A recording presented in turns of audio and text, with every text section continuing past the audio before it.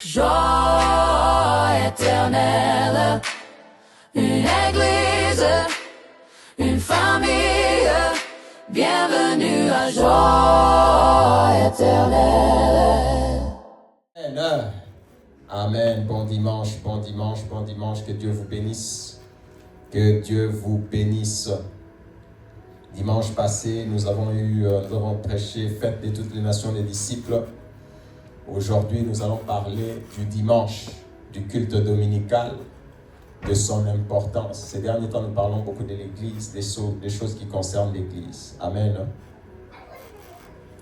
Donc, nous allons parler de la bénédiction du jour du Seigneur. Le titre de notre prédication, c'est la bénédiction du jour du Seigneur. Amen. Dieu est créateur. Dieu a créé les cieux, il a créé la terre. Tout ce qui existe, c'est l'œuvre de Dieu. Il n'y a pas de hasard. Aujourd'hui, parfois les scientifiques, ou selon la science, quand on dit c'est naturel, c'est un phénomène naturel. On a souvent tendance à penser que c'est un phénomène qui vient du hasard, c'est hasardeux. Ça s'est juste passé comme ça, c'est naturel. C'est juste la nature. Comment la terre a été créée? C'est venu juste par hasard, c'est naturel.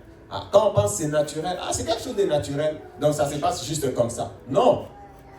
Quand on dit c'est naturel, c'est Dieu qui a créé. C'est ce que la Bible nous dit. Dieu a tout créé. Même la nature, tout ce qui existe. Tout ce qui existe. Ce n'est pas le fruit du hasard. C'est le fruit du travail de Dieu. C'est le fruit du travail de Dieu. Dieu travaille. Dieu a travaillé. Dieu a travaillé. C'est pour ça que les choses fonctionnent. Amen. Et chaque jour, nous voyons les résultats du travail de Dieu. Tu te promènes. Tu vois le soleil briller. Tu penses que le soleil. Non, le soleil existe parce que Dieu a travaillé. La pluie tombe parce que Dieu a travaillé. La neige tombe parce que Dieu a travaillé. C'est le résultat de l'œuvre de Dieu. Et donc quand nous voyons ces choses, nous devons bénir le Seigneur. Nous devons bénir le Seigneur. La nature nous montre le travail de Dieu. Ce que Dieu a fait. Il y a des gens, quand le soleil le pique, il est en train de chialer. Il ne faut pas murmurer. Il ne faut pas murmurer. L'esprit de murmure là. Les gens qui se plaignent tout le temps. Il fait froid, tu te plains. Il fait chaud, tu te plains. Il fait, tu te plains. La vie des plaintes, c'est le caractère du diable. Au contraire, ce qu'il faut faire quand le soleil te picote, tu te rappelles que c'est Dieu qui travaille. Dieu a travaillé. Et quand ce soleil-là existe, ça nous permet de vivre. Quand la pluie tombe, ça nous permet de vivre. C'est la main de Dieu. C'est l'œuvre de Dieu. C'est le travail de Dieu. Dieu a travaillé. Pendant combien de jours? Pendant combien de jours il a travaillé? Il a travaillé pendant 6 jours. Dieu travaille. Les gens qui n'aiment pas travailler, là, parce que les choses tombent du ciel. Tu ne veux pas travailler. Tu ne veux pas travailler. Dieu travaille. Dans un verset dans la Bible, il est écrit: ne laissez pas Dieu se reposer. Ne laisse pas Dieu se reposer. Comment on ne laisse pas Dieu se reposer? Dans Ésaïe, il est écrit: ne laisse pas Dieu se reposer. Comment on ne laisse pas Dieu se reposer? En priant. Dieu veut travailler, mais comment il va travailler? Comment Dieu travaille? Dieu veut guérir le malade, mais comment il va guérir le malade? Dieu veut faire des choses. Vous laissez Dieu. Dieu veut travailler. Dieu aime le travail. Dieu veut travailler. Ne laisse pas Dieu se reposer. Dieu dit: ne me laissez pas me reposer. Dieu dit: ne me laissez pas me reposer. Comment tu ne laisses pas Dieu se reposer? En priant. Et au travers de toi, au travers de ta vie, au travers de toi, Dieu va travailler. Dieu va faire des choses. Dieu va travailler. Amen. Ne laissez pas Dieu se reposer. Dieu veut libérer les captifs. Dieu veut libérer les captifs. Dieu veut faire des disciples. Dieu veut faire, mais comment il va faire? Il va le faire au travers de toi. Au travers de toi. tu es un obstacle à ce que Dieu veut faire. Parce que tu ne fais rien, tu ne pries pas. Tu es dans la fainéantise. Les gens pensent que quand on croit en Jésus, c'est fini. Dieu a déjà tout fait. Croisons les bras. Roulons-nous pas. Non, non, non, non, non, non. Récemment, j'ai partagé une parole avec ma femme. Je lui ai dit, quand Dieu a sorti Israël, il a dit, je vous donne le pays où coule le lait et le miel. Ce que Dieu donne, ça ne s'obtient pas dans la passivité. Mais après, il devait se battre pour ce que Dieu a donné. Mais Dieu a dit, il a donné. Mais c'est quelle façon de donner ça? Dieu a dit, je vous ai donné le pays. Mais en même temps, quand ils sortent dans le pays-là, ils doivent se battre pour avoir le pays. C'est quelle façon de donner? Ah, en Jésus, Dieu nous a tout donné. Dors. Tu vas voir comment les démons vont te massacrer. Dors. Dors. Dieu a tout donné, Dieu a tout donné, Dieu a tout donné, Dieu a tout donné. Dors. Dieu avait tout donné aux Juifs, non? Ils partent maintenant qu'ils entrent dans Canaan, Dieu a tout donné, si on ne va pas les tuer. Dieu a tout donné? Oui, Dieu a tout donné. Et donc il t'a donné la force d'aller conquérir ce qu'il t'a donné. Dieu a tout donné, oui. Donc il t'a donné la capacité de prier pour que tu puisses recevoir ce qu'il a donné. Ce n'est pas la passivité. Amen. Dieu a tout donné, Dieu a tout donné. En Jésus, Dieu a tout donné, Dieu a tout donné. Dieu a tout donné. Ça veut dire que toi, tu ne vas rien faire. Ok, d'accord. Fais rien, tu vas voir. Tu vas voir aussi que tu n'auras rien. Si tu ne fais rien, dans la vie, tu n'auras rien. Même spirituellement, même dans le travail. Si tu ne fais rien, tu n'auras rien. Si tu ne fais rien, tu n'auras rien. Même dans la vie de prière, oh non, Dieu a tout. Tu n'auras rien. Tu vas seulement commencer à te plaindre de Jésus. Oh, s'il est écrit que Jésus a tout donné. Mais toi, la Bible dit, le royaume des cieux, ce sont les violents qui s'en emparent. Le royaume des cieux, c'est la plus grande bénédiction. Mais comment on la voit? Comment on le prend? La Bible dit, ce sont les violents, les forts, qui s'emparent, qui prennent ça avec force. C'est ce qu'on dit. Qui s'emparent du royaume. Le royaume des cieux, ce sont les violents qui s'en emparent. Ce sont les violents qui s'en emparent. La bénédiction que tu recherches, il faut s'emparer. Il faut s'emparer. Il faut aller s'emparer de ta bénédiction. Ce n'est pas que Dieu a déjà tout guéri à la croix. Oui, Dieu a déjà tout guéri à la croix. Mais maintenant, il faut que tu ailles prendre ta part. Amen. Hein? C'est ça notre foi. Pas la passivité. Dieu a travaillé pendant 7 jours. Il a créé. Et aujourd'hui, nous voyons les résultats du travail. Nous bénéficions l'air et toutes ces choses. Dieu a travaillé. Dieu a travaillé pendant 7 jours. Il a formé l'homme de la poussière. Il a créé les animaux, les eaux, Dieu a travaillé. Dieu travaille. Amen. Hein? Et même spirituellement, l'œuvre de Dieu, ça ne se fait pas automatiquement. L'œuvre de Dieu, ça ne se fait pas non plus automatiquement. Ah, comme tu es devenu pasteur, c'est fini. Non, tu dois travailler. L'œuvre de Dieu aussi, c'est un travail. Les gens pensent qu'être pasteur, ce n'est pas un travail. C'est un travail. C'est un travail. Tu dois travailler. Tu dois travailler, tu dois faire des efforts. Tu dois évangéliser, tu dois prier, tu dois lire la Bible, tu dois chercher, tu dois travailler. Ce n'est pas automatique. Qu'est-ce que tu attends de Dieu? Ce que tu attends là, ce n'est pas automatique. Ça ne va pas venir, tu dors. Prends un jeûne, tu ne prends pas de jeûne. Prends le temps de prière, tu ne prends pas le temps de prière. Tu es là seulement comme ça, tu lis la Bible. Tu penses que ça va pas? Je te dis que ça ne va pas venir. Je ne te prophétise pas. Je te dis ça sur base de la Bible. Parce que les gens aiment beaucoup les prophéties. Je te dis ça ne va pas venir. Prends le temps de prière. Prends 1 jour, prends 2 jours, prends 3 jours. Toi, tu ne veux pas. Tu es là seulement en train de tourner. C'est comme ça que les choses se passent. Les choses ne se passent pas comme ça. Les choses ne se passent pas comme ça. Je te dis, les choses ne se passent pas comme ça. Il faut prier. Il faut s'engager. Il faut travailler. Amen. Hein? Dieu a travaillé pendant 7 jours. Pendant 6 jours. Et le 7e jour, il a sanctifié. Le 7e jour, il a mis à part. Il a dit, j'ai fait tout.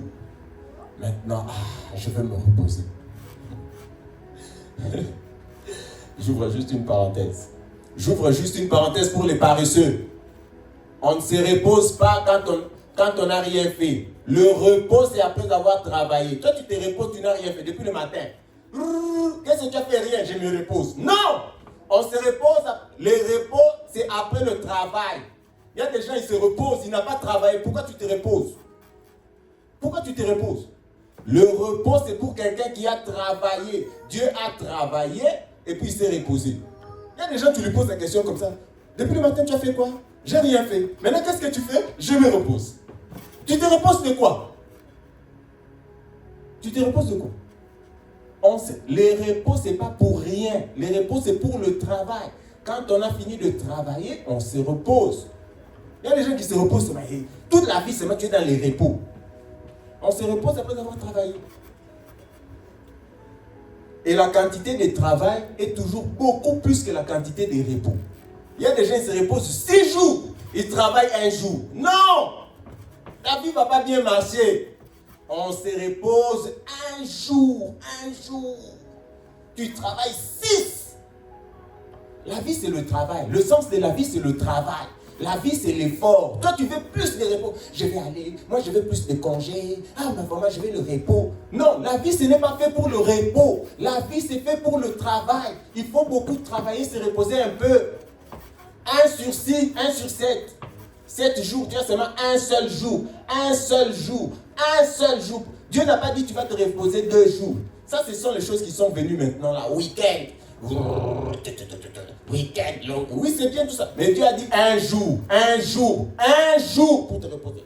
Dieu sait, il nous a donné la capacité de travailler. Tu veux trop te reposer comme ça, qu'est-ce qu'il y a? C'est ça qui te donne la maladie, l'esprit de repos là. C'est ça qui te donne la maladie. Si tu es actif, tu ne vas pas tomber malade. Tu penses que tu vas tomber malade, repose-toi, travaille, repose-toi, travaille. Quand tu dis repos, tu vas tomber dans la dépression. Tu vas tomber dans la maladie. Tu es tout le temps repos. C'est quel repos ça? Quand tu te reposes beaucoup d'ailleurs, tu es la cible des esprits mauvais. Quand tu te reposes beaucoup, tu es la cible des esprits mauvais. Tu es la cible des esprits mauvais. Tout le monde est parti à la guerre. David est resté. Il commence à se promener. Il ne sait pas quoi faire. Il est là. Tout le monde est parti à la guerre. Lui, il est resté à la maison. Qu'est-ce qui s'est passé? Il a vu la femme d'autrui. Il a pris la femme d'autrui. Il a engrossé. Après l'avoir engrossé, il a mis le monsieur au front. Les péchés commencent à s'ajouter. Tu as pris la femme d'autrui. Après, tu as fait tuer le mari. Après, tu veux mentir. Tu vois ce que ça donne? Tu vois ce que ça donne? Quand les gens partent à la guerre, pars à la guerre. Tu es le roi, pars à la guerre. Et je vais rester. Je vais rester à la maison. Toi, tu sais, non? Toi, même moi, ça m'arrive. Même moi. Parfois, ma femme me rit. Je sens que il faut que je me réveille. Quand je me repose beaucoup, je commence à regarder des choses. Elle-même me dit, mais c'est quoi que tu regardes là? Moi aussi, je ne sais pas. Il ne faut pas beaucoup se reposer. Tu commences à regarder des films que tu regardes. Tu commences à penser à des choses inutiles. Parce que ton esprit, tes pensées sont vides. Et quand c'est vide, le diable vient. Amen. Hein? Beaucoup plus de travail, peu de repos. 6 jours de travail, 1 jour de repos. Non, les gens nouveaux là, c'est pas ça ma prêche. Les gens nouveaux là, non, on travaille beaucoup. Il faut qu'on commence à travailler 4 jours. Il faut qu'on commence à travailler 3 jours, 4 jours de vacances. En Australie, c'est comme ça. Dans les pays, c'est quel pays là-bas? On travaille seulement 3 jours. Ok, d'accord. Tu vas commencer à travailler. Essaye, tu vas voir comment on va devenir. On va commencer à se tuer, on va commencer à prendre les femmes des gens. Les gens vont commencer à faire du mal. Tellement ils font rien. Les inspirations du mal vont augmenter. Il faut prendre les gens là, les envoyer au travail. Ils n'ont pas le temps de penser aux choses mauvaises. 1 jour de travail, 6 jours de repos. Amen. Hein? Aimez le travail. Aimez le travail. Aimez vous occuper. Aimez le travail. Aimez le travail. Priez. Occupez-vous. Faites vos projets. Vous avez des projets. Faites vos projets. Travaillez. Priez. Occupez-vous. Vous verrez que votre vie sera une vie excellente. Parce que vous travaillez. Amen. Dieu a travaillé 6 jours. Et il s'est reposé 1 jour. Et le jour qu'il s'est reposé, il a sanctifié ses repos. Il a mis à part. La sanctification, autrement veut dire, il a séparé ses jours. Il a mis à part ces jours-là. Pour lui. Pour que l'homme qu'il avait créé, puisse se rappeler de son Dieu créateur. Pour que l'homme se rappelle du Dieu créateur. Le jour que Dieu a créé selon la loi, quand l'homme a péché, Dieu lui a donné la loi.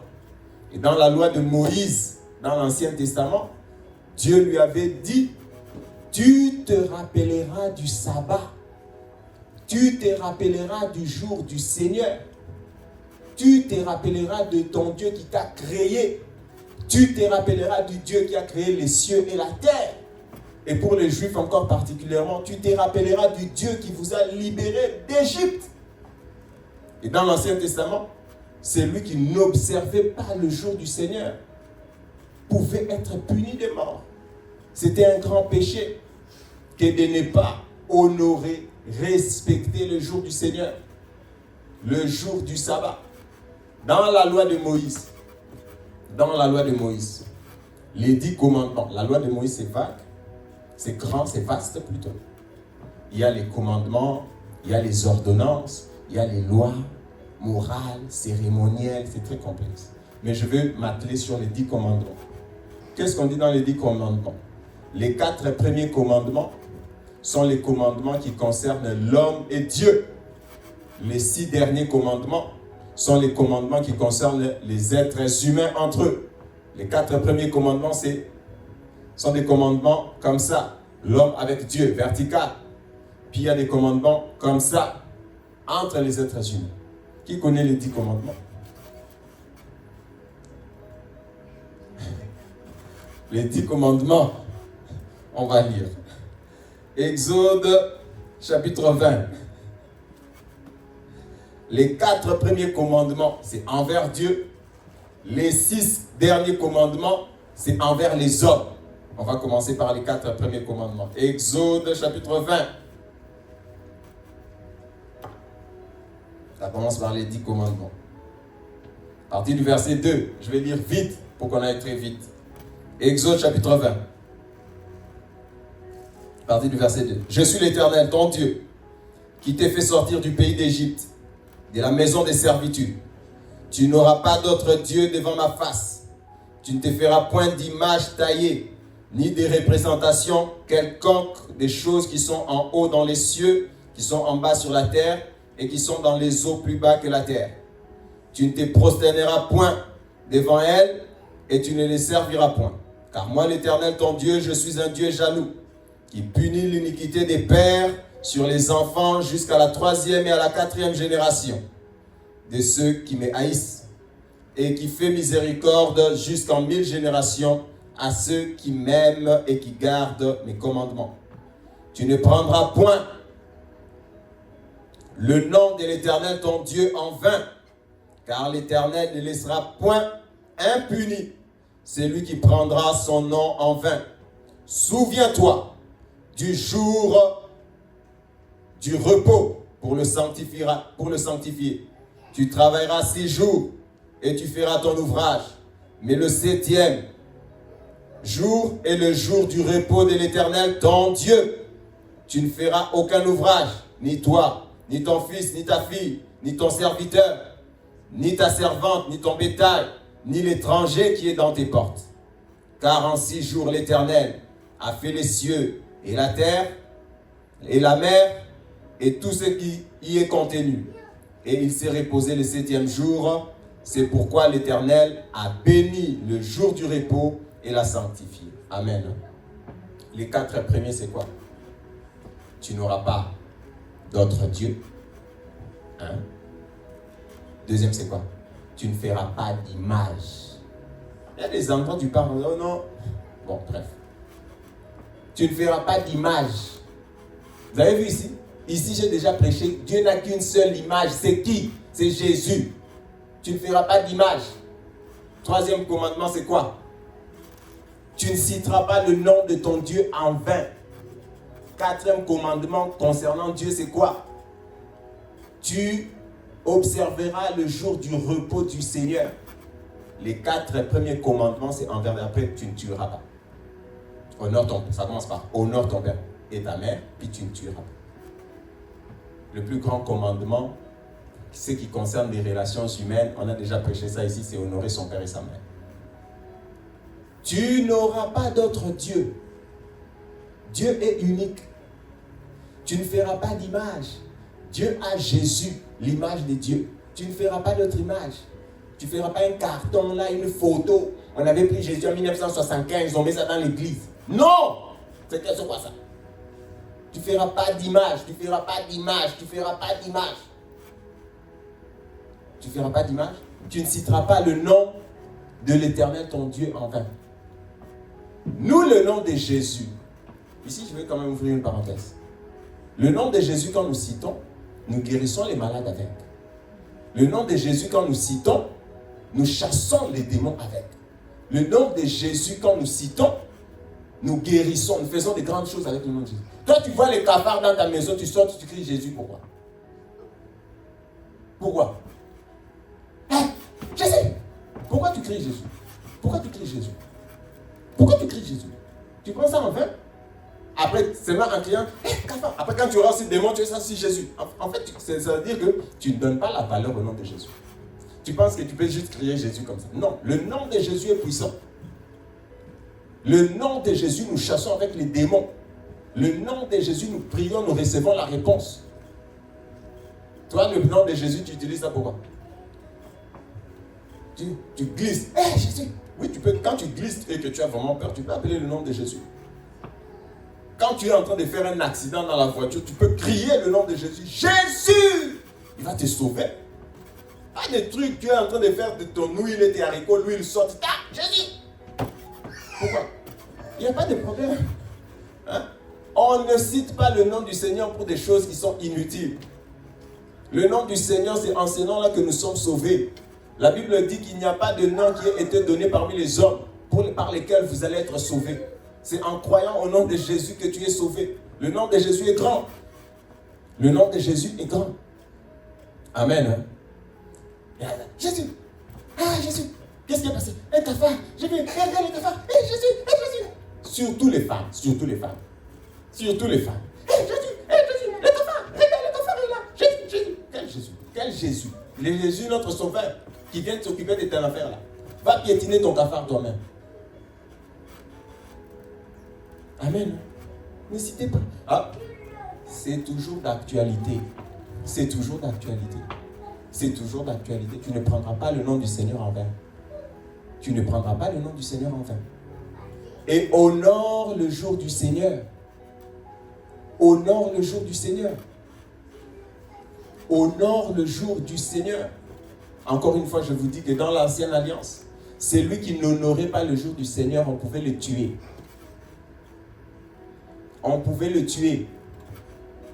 C'est pour ça que plusieurs fois Jésus a eu beaucoup de complications avec les pharisiens, parce que pour eux, ils n'honoraient pas le jour du Seigneur. Honore le jour du Seigneur. Honore le jour que Dieu a sanctifié. Donc au jour du Seigneur, on se rappelle du Créateur. Au jour du Seigneur, ça commence, je suis le Dieu qui vous a fait sortir d'Égypte, du pays de servitude. On se rappelle du Seigneur qui t'a aussi créé et qui t'a fait sortir du pays de servitude. Et c'est que les Juifs faisaient. Et donc le summum, toute la semaine, ils pouvaient faire ce qu'ils voulaient. Toute la semaine, tu fais ce que tu veux. Mais le jour du Seigneur, même celui qui avait oublié, même celui qui avait ses activités, même celui qui était comment, au jour du Seigneur, tu devais t'arrêter et te rappeler du Seigneur ton Dieu.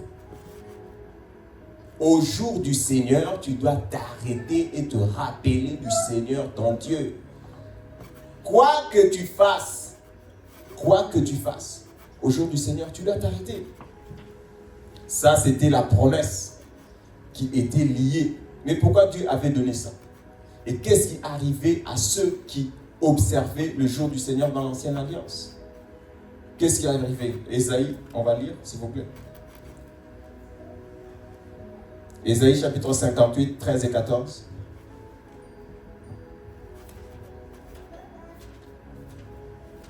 Ésaïe chapitre 58.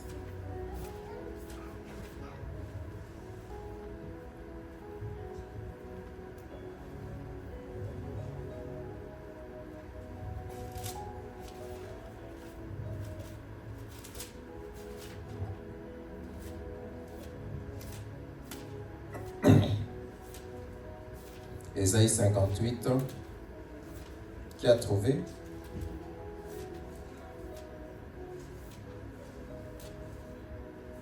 13 et 14. Ésaïe 58, versets 13 et 14. Je vais lire au nom de Jésus. Qu'est-ce qui est écrit? Si, c'est conditionnel. Si tu retiens ton pied pendant le sabbat, pour ne pas faire ta volonté en mon saint jour. C'est un saint jour. C'est un jour sanctifié. Si tu fais du sabbat tes délices pour sanctifier l'Éternel en le glorifiant. Et si, il y a beaucoup de si, hein? Et si tu l'honores en ne suivant point tes voies et en ne te livrant pas à tes penchants et à des vains discours, alors tu mettras ton plaisir en l'Éternel. Je te ferai monter sur les hauteurs du pays. Dieu va t'élever. Et je te ferai jouir de l'héritage de Jacob ton père, car la bouche de l'Éternel a parlé. Il y a une bénédiction qui était liée vers ceux qui observaient le jour du Seigneur, le jour du sabbat. Dieu ne voulait pas tuer, il n'a pas donné le sabbat pour tuer les gens, non. Dieu a donné le sabbat pour bénir. Jésus dans Marc chapitre 2 a dit que le sabbat a été créé pour l'homme et non l'homme pour le sabbat. Le sabbat a été créé pour toi et pas toi pour le sabbat. Le sabbat a été créé pour te bénir. Le sabbat a été créé pour te bénir. Pour te bénir. Si tu observes le sabbat, Dieu va te bénir. Et cette promesse n'est pas annulée. Elle est toujours d'actualité. Ceux qui observent le jour du Seigneur, Dieu les élève. Ceux qui observent le jour du Seigneur, Dieu les bénit. C'est toujours d'actualité. Maintenant, vous allez me dire, mais pourquoi ce n'est pas le samedi, mais c'est le dimanche? On va y arriver. Dans l'ancienne alliance, le Dieu créateur, Jésus, le Dieu créateur qui est venu dans ce monde, il est mort à la croix, il est ressuscité. Il est ressuscité le dimanche, le premier jour de la semaine. Dans l'ancienne alliance, malgré que les gens observaient le sabbat de Dieu, mais dans leur âme, il y avait toujours le péché. Il n'y avait donc pas la paix. Il y avait toujours le péché. Et tant que tu as le péché en toi, tu ne peux pas expérimenter le repos absolu, le vrai repos. Tu peux expérimenter le repos de la chair, mais pas le repos de l'âme. Jésus a dit, venez à moi, vous tous qui êtes fatigués et chargés, je vous donnerai le repos pour l'âme. Ce n'est pas le repos de la chair. Tant que tu as le péché en toi, tu ne peux pas avoir le repos. Tu ne peux pas avoir le repos. Tant que le péché est en toi, tant que Jésus n'était pas encore mort, les gens avaient le repos du corps, mais ils n'avaient pas le repos de l'âme. Ils avaient le repos du corps, ils se reposaient, oui, mais leur âme, leur conscience leur disait que vous êtes pécheurs, que vous irez en enfer. Et tant que tu as ces rappels-là dans ton âme, tu ne peux pas avoir le repos.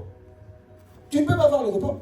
Tant que ta conscience te dit que tu es un pécheur et un pécheur part en enfer, même si on te donne toutes les richesses du monde, tu ne vas pas t'en réjouir. Tu vas te réjouir, à un moment donné, ça revient. Les pécheurs partent en enfer. Et c'est ce que je suis. Tant que Jésus n'était pas encore venu, les êtres humains ne pouvaient pas expérimenter le vrai repos.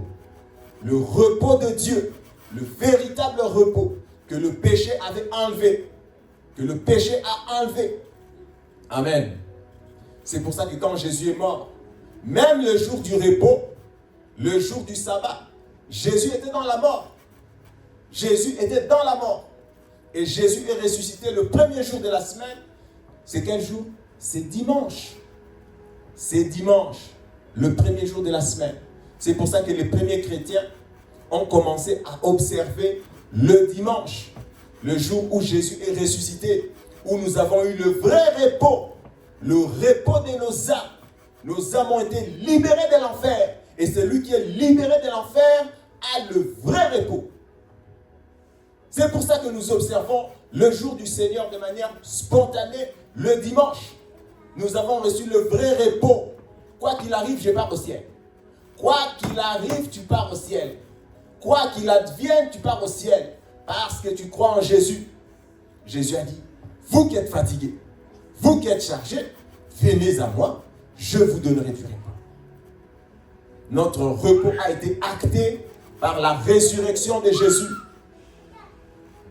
Par la résurrection de Jésus. Jésus est ressuscité, nos péchés ont été pardonnés. Nous avons donc reçu le vrai repos. Nous entrons donc dans le vrai repos de Jésus. Le pardon de péché.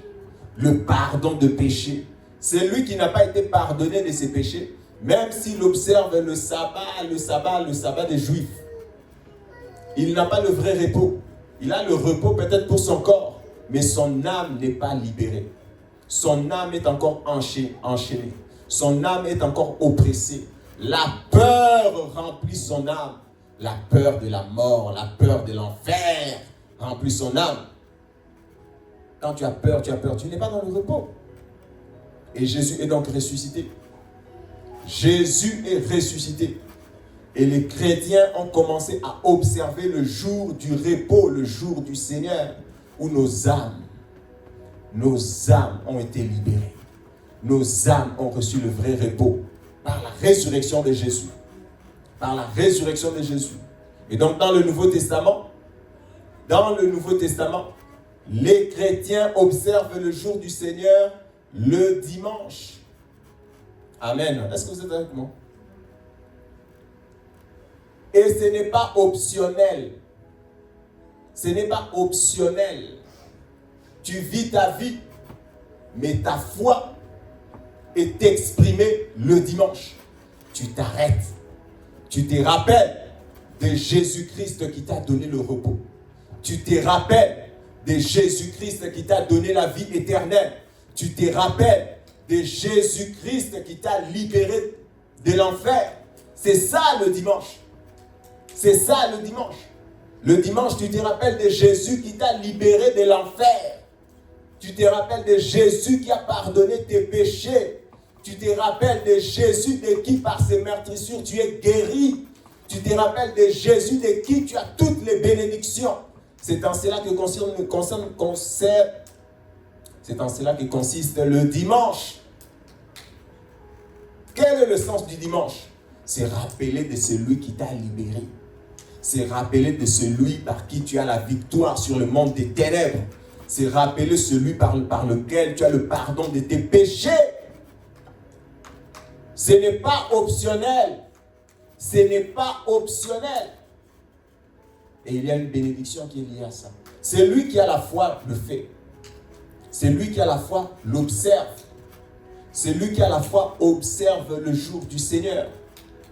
Et il y a une bénédiction liée au fait d'observer le jour du Seigneur. Amen. Il y a une bénédiction liée à observer au jour du Seigneur. Jésus, on va le dire, n'est pas ressuscité lundi, n'est pas ressuscité lundi, n'est pas ressuscité mardi. Tous les jours se ressemblent, oui, mais le jour du Seigneur est particulier. Le jour du Seigneur est saint. Le jour du Seigneur est grand. Le jour du Seigneur est différent. Amen. C'est comme si toi, on te disait qu'on va célébrer ton anniversaire tous les jours. Mais le jour de ton anniversaire est particulier. Ce n'est pas comme tous les autres jours. Le jour du Seigneur est particulier. Le jour du Seigneur est saint. Le jour du Seigneur est particulier. Il faut observer. Il faut observer le jour du Seigneur. Amen. Il y a une bénédiction liée au fait d'observer le jour du Seigneur. Il y a une bénédiction liée au fait d'observer le jour du Seigneur. Quand tu as la foi, quand tu as véritablement la foi, quand tu as été pardonné de tes péchés, quand tu as reçu la puissance de la résurrection, quand tu as reçu le Saint-Esprit est venu 50 jours après la résurrection de Jésus. 50 jours, c'est pour ça qu'on dit Pentecôte. Pentecôte, 50 jours. Et quand on calcule 50 jours après la résurrection de Jésus, ça tombe exactement quand? Ça tombe exactement le dimanche. Le Saint-Esprit est venu dans ce monde pour la première fois un dimanche. Un dimanche. Oui, le Saint-Esprit est venu pour la première fois un dimanche. Le jour de la Pentecôte. Quand le Saint-Esprit est venu, c'était un dimanche. Amen. Notre foi Le Seigneur agit tous les jours. Il agit vraiment tous les jours. Mais dimanche, il agit encore de manière particulière. Notre Dieu agit tous les jours. Il agit tous les jours. Mais le dimanche, il agit encore de manière particulière. Ah ben oui, c'est ça notre foi. Le Seigneur, le dimanche, il agit encore de manière particulière.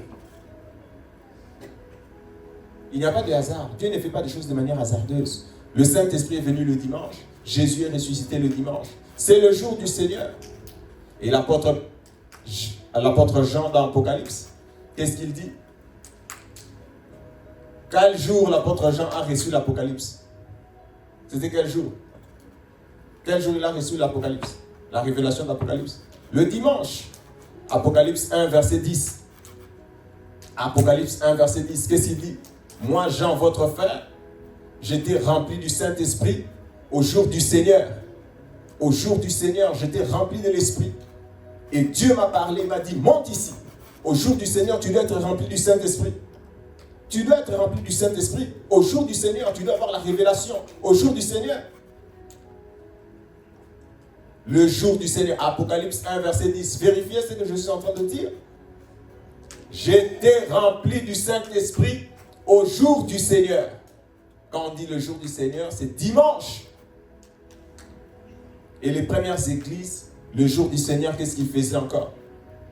Ils partageaient le pain. La Sainte Seine. Ils se réunissaient pour partager le pain. Le jour du Seigneur. Qu'est-ce qu'ils faisaient encore le jour du Seigneur? Le jour du Seigneur, ils apportaient leurs collectes. Ils apportaient leurs offrandes. Le jour du Seigneur. Ils apportent leurs offrandes. Au jour du Seigneur. Ils partagent le pain. Ils font la Sainte Seine. Le jour du Seigneur. Amen. Le jour du Seigneur. Tu dois être rempli du Saint-Esprit. Tu dois être rempli de l'Esprit. Tu dois être rempli de l'Esprit. Le culte se prépare. Le culte se prépare. Ça, je tenais à le dire. On va lire ça, s'il vous plaît. Le culte se prépare. 1 Corinthiens, chapitre 16. Il y a des gens qui débarquent au culte sans se préparer. Ce n'est pas bien, mes frères, mes soeurs. 1 Corinthiens, chapitre 16. Verset 2. Lisez ça, s'il vous plaît, je vous en supplie. 1 Corinthiens 16, verset 2. Qu'est-ce qui est écrit?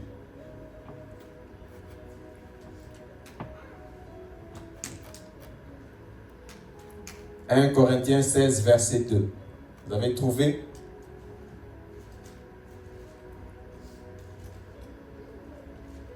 Je vais lire au nom de Jésus. 1 Corinthiens 16, verset 2.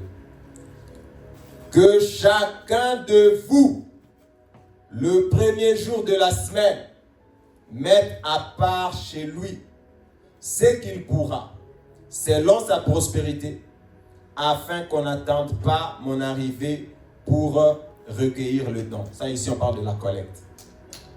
Il a dit que chacun de vous, le premier jour de la semaine, mette à part chez lui son offrande selon sa prospérité. Amen. Vous avez lu ça? Vous avez lu? Il y a des gens, je vais donner cet exemple et puis je vais extrapoler. Il y a des gens, quand on dit à l'église par exemple, c'est l'heure des offrandes. Quand on dit c'est l'heure des offrandes, il ouvre son porte-monnaie, il commence à regarder, j'ai $1, j'ai $5, j'ai $10, j'ai $50, je donne quoi? Ce n'est pas ça la foi. L'offrande, on ne vient pas la chercher à l'église. L'offrande, tu la prépares chez toi à la maison. Tu la prépares chez toi à la maison. On ne vient pas chercher l'offrande à l'église. Maintenant, je vais donner quoi? Bon, il y a $20 ici, il y a 50 ici. J'avais regardé un théâtre où je ne sais même plus c'était quoi. Il y a quelqu'un qui a mis $100. Il pensait que c'était, il savait qu'il y a $10 ici. Il a $100 ici. Il a confondu. Et puis il a pris le gros billet, il a mis, et puis il a suivi les offrandes. Non. Je devais donner $10. Remettez-moi mon $10. Je devais donner $10. Remettez-moi mon $100 parce que j'avais prévu. Oui, c'est bien, mais on ne cherche pas. Que chacun de vous, le premier jour de la semaine, prépare sa collecte chez lui à la maison. Pour dire quoi? Il y a des gens, le dimanche, c'est ici que tu viens seulement prier. Tu n'as pas commencé à prier à la maison. Tu n'as pas commencé par prier à la maison. C'est ici que tu viens commencer le culte. Le culte, ça se prépare. Que chacun de vous se prépare à la maison avant de venir au culte. Tu débarques avec des habits froissés, tu débarques avec des habits comme ça sort de la bouche d'un chien. Non. Apprête-toi à la maison, ton offrande, ta Bible, tes cahiers, tes ceci. Pour le travail, on fait plein d'efforts pour le travail. Mais pour l'église, donc c'est vraiment donc on rentre seulement comme ça, voilà. Mais c'est l'expression de ta foi. Et Dieu va te donner en fonction de ta foi. Tu n'auras rien. Dieu va te donner en fonction de ta foi. Ça veut dire que tu n'auras rien. Les gens méprisent Dieu. Les gens minimisent Dieu. Les gens méprisent Dieu. Tout les restes, tu fais ça avec excellence. Mais ici, comme c'est l'église, là vraiment, c'est open bar, comme on dit dans le monde. On fait ce qu'on veut. Non, ce n'est pas comme ça. Ce n'est pas comme ça. Dieu voit tout. Dieu voit tout. Dieu est présent et Dieu nous voit. Et Dieu nous jugera. C'est ce que les gens ignorent. Dieu te jugera. Dieu nous jugera. Tout ce que tu fais, Dieu te jugera. Même si moi je ne peux rien faire contre toi parce que toi tu es trop fort, Dieu te jugera. Dieu nous jugera. Amen. Le culte se prépare. Le culte se prépare, mes frères. Ne débarquez pas juste comme ça. Apprêtez-vous samedi. Hein? Quand tu as une fête de mariage, tu pars 3 semaines avant acheter la robe. Tout avant. Tu mets même la tout avant. Mais pour l'église, c'est vraiment là. Non, c'est quoi ça? C'est quoi ça? Parce que Dieu ne vous le voyez pas, vous pensez qu'il n'est pas là. La foi, c'est quand tu sais que Dieu est toujours là et que les regards des yeux sont toujours sur ta vie. La Bible dit que les yeux du Seigneur sont constamment sur le juste. Les yeux du Seigneur sont constamment avec toi. Ça, c'est dans l'Ancien Testament. Mais dans le Nouveau Testament, le Saint-Esprit est avec toi. Le Saint-Esprit est au-dedans de toi. Le Saint-Esprit est toujours présent. Mais pourquoi tu vis inconscient? C'est pour ça que tu es aussi incapable de manifester la puissance. Parce que tu es tout le temps inconscient de la présence de Dieu. Inconscient. Quand tu es conscient de la présence de Dieu, je sais que je peux guérir en tout temps. Donc je ne me comporte pas n'importe comment. Toi, tu viens d'insulter, tu regardes toutes sortes d'images sales, et puis maintenant il y a un malade, tu cours. Tu vas guérir qui comme ça? C'est parce que tu es inconscient de la présence de Dieu qui est permanemment avec toi. Si tu es conscient de la présence de Dieu, que je te donne un diamant ici, que je te dis va courir, si tu vas courir, que je te mette vraiment 18 carats dans la poche, dis va courir, je vais jouer au football, tu vas refuser. Je ne joue pas au football. Je me promène avec mon diamant bien. Toi, tu as le Saint-Esprit. Regarde comment tu vis. Regarde ce que tu regardes. Regarde ce que tu écoutes. Regarde ce que tu regardes. Regarde ce que tu écoutes. Regarde où tu vas. Tu as le Saint-Esprit. Tu attristes le Saint-Esprit. Après, tu veux prier vite, vite. Le Saint-Esprit ne va pas agir. Le Saint-Esprit ne va pas agir. Il est déjà attristé par ton comportement. Tu l'ignores. Tu donnes à la valeur. Tu donnes à plus de valeur le diamant. Si je te donne un diamant ici, si je te donne un diamant, valeur, je ne sais pas moi combien, je ne connais pas bien le diamant, 2 millions de dollars, tu ne vas pas commencer à faire n'importe quoi. Même si on te dit, oh non, tu vas refuser. Allez courir, allez jouer, tu vas refuser. Tu vas dire, non. Ça là, on ne fait pas n'importe quoi quand on a un diamant dans la poche. Hein. Mais maintenant que tu as reçu le Saint-Esprit, avec le Saint-Esprit, tu fais n'importe quoi. Tu regardes n'importe quel film, tu regardes tu écoutes n'importe quelle musique, tu fais n'importe quoi, tu parles n'importe comment, tu méprises le Saint-Esprit. Tu méprises le Saint-Esprit. Après, quand tu as des problèmes, les chrétiens ont des problèmes. Ils aiment prier quand ils ont des problèmes. Là, ils veulent prendre des chaînes. Dieu ne va pas écouter. Dieu ne va pas exaucer. Dieu ne va pas écouter. Le Saint-Esprit t'a attristé. Dieu ne va pas t'exaucer. Notre relation avec Dieu, ce n'est pas une relation. Quand toi, tu as des problèmes, tu viens prier. Quand tu auras des problèmes, là, tu vas prendre 4 jours. Quand tu as des problèmes, là, tu vas commencer à venir à l'église. Quand tu as des problèmes, là, vraiment... Mais quand ça va, il y a l'argent dans le compte, le riz à la maison. Là, ok, bye. Bye. Même si j'ai dit ici, venez prier, on a la prière, vous n'allez pas venir. Mais que le... Pourquoi? Vous voulez des... Non. Ce n'est pas notre relation avec Dieu. Quand tu auras des problèmes, là, il y a des gens, je connais. Tu sais qu'elle a des problèmes quand elle prie. Donc quand tu la vois, c'est ma chagaba, katata, tu sais qu'elle a des problèmes. Tu sais quel genre de personne? Quand tu vois dans sa maison, les chansons religieuses ont commencé. Dieu est vivant. Donc tu n'as même pas lui poser, tu sais, quel est le problème? Oui, j'ai un problème. Il y a mon père là-bas, j'ai des problèmes. Quand le problème est réglé, il remet tout ça. Il reprend sa vie. Donc Dieu, c'est vraiment, quand il y a des problèmes, on part. Quand il n'y a pas de problème, c'est ça la relation avec Dieu. C'est ça la relation. C'est ça la relation. On va lire ce verset. Je n'ai pas prévu ça pour aujourd'hui, mais on va le lire quand même, avant de clôturer, s'il vous plaît. Je vais vous montrer ça pour que vous puissiez retenir. Proverbe.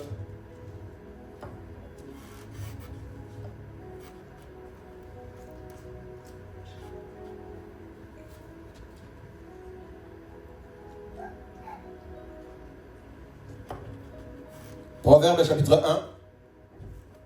Proverbe chapitre 1.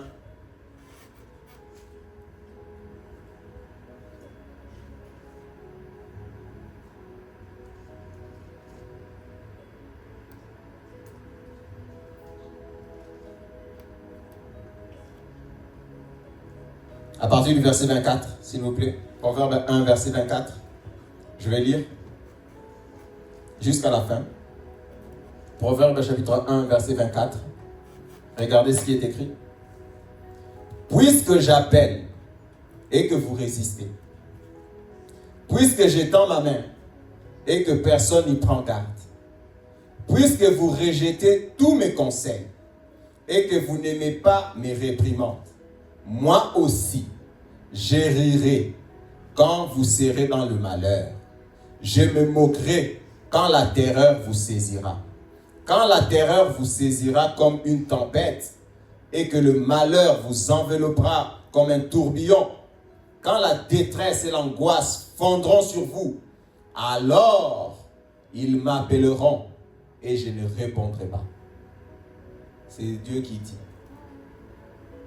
Ils m'appelleront et je ne répondrai pas.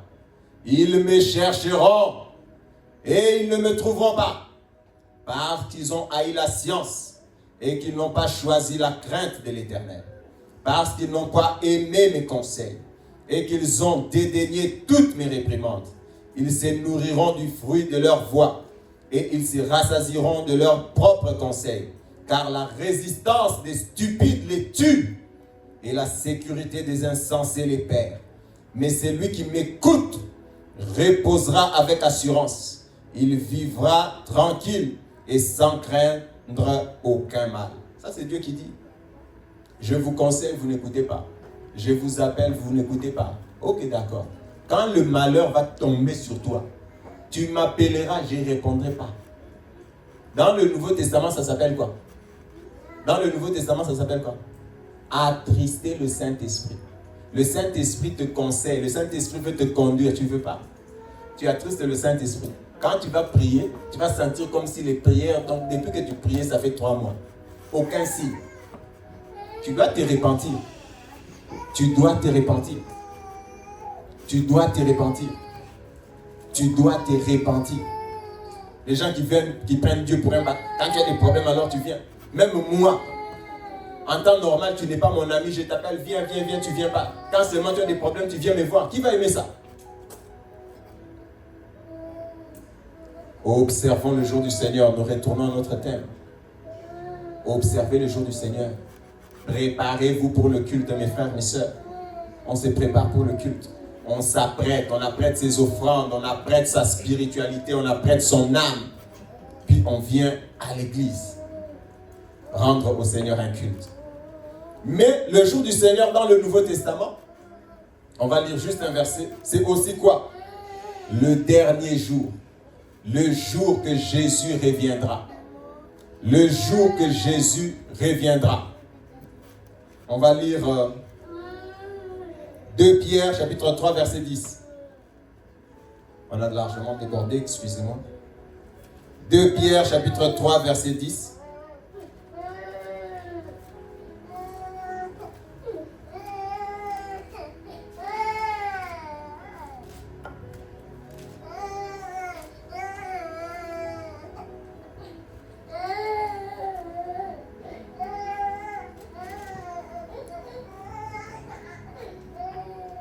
Deux Pierre, chapitre 3, verset 10, qu'est-ce qui est écrit? Le jour du Seigneur viendra comme un voleur. En ces jours, les cieux passeront avec fracas, les éléments embrasés se dissoudront, et la terre avec les œuvres qu'elle renferme sera consumée. Le jour du Seigneur, le jour de la venue de Jésus, le dernier jour. Dans la Bible, on appelle ça aussi le jour du Seigneur. Le dimanche, on appelle ça aussi le jour du Seigneur. Nous nous réunissons le dimanche, pourquoi? Pour nous rappeler de ce que Jésus a fait et pour annoncer aussi que Jésus revient. Pour nous rappeler de ce qu'il nous a libérés, il nous a sauvés. Par lui, nous avons la guérison, la victoire sur les forces des ténèbres. Notre âme ira au ciel. Mais nous annonçons aussi que Jésus reviendra. Jésus reviendra. Et pour nous, chaque dimanche, c'est comme un entraînement à la venue du Seigneur Jésus. Chaque dimanche, nous entendons la voix du Seigneur qui nous dit « Sors », qui nous dit « Viens me rencontrer », qui nous dit « Viens à moi ». Le dernier jour, la trompette sonnera. Seuls ceux qui appartiennent à Jésus l'entendront. Au dernier jour, la trompette, l'archange sonnera de la trompette. Et nous irons à la rencontre du Seigneur. Et chaque dimanche, nous entendons la voix du Seigneur qui nous appelle à sa rencontre. La voix du Seigneur, tous les dimanches, nous appelle à sa rencontre. Amen. Celui qui n'entend pas, n'entendra pas. Celui qui n'entend pas aujourd'hui, celui qui est sourd à l'appel du Seigneur chaque dimanche, n'entendra pas la voix du Seigneur au dernier jour. Celui qui est sourd à l'appel du Seigneur tous les dimanches, n'entendra pas la voix du Seigneur au dernier jour. Celui qui est sourd à l'appel du Seigneur tous les dimanches, n'entendra pas la voix du Seigneur au dernier jour. C'est la parole de Dieu pour aujourd'hui. Amen. Hein? Amen. Entendez la voix du Seigneur. Répondez à l'appel. Entendez. Le jour du Seigneur, le Seigneur nous appelle. Allez à sa rencontre. Tous les dimanches, nous allons à la rencontre du Seigneur. Celui qui n'entend pas la voix du Seigneur le dimanche, n'entendra pas la voix du Seigneur au dernier jour. N'entendra pas la voix du Seigneur au dernier jour. Nous allons prier. Nous allons prier pour que Dieu nous donne la force d'honorer, d'observer le jour du Seigneur tous les jours de notre vie. Tous les jours de tous les dimanches de ta vie. Tu dois observer le jour du Seigneur. Il y a une bénédiction liée au fait d'observer le jour du Seigneur. D'aller rencontrer le Seigneur. Il y a une bénédiction liée au fait d'aller rencontrer Jésus-Christ. Nous allons prier pour que le Seigneur nous donne la force d'observer son jour. D'être fidèle, de rester fidèle, d'observer le jour du Seigneur. De se préparer pour le jour du Seigneur. D'observer coûte que coûte. Et enfin de rencontrer le Seigneur au dernier jour. Nous prions au nom de Jésus de Nazareth.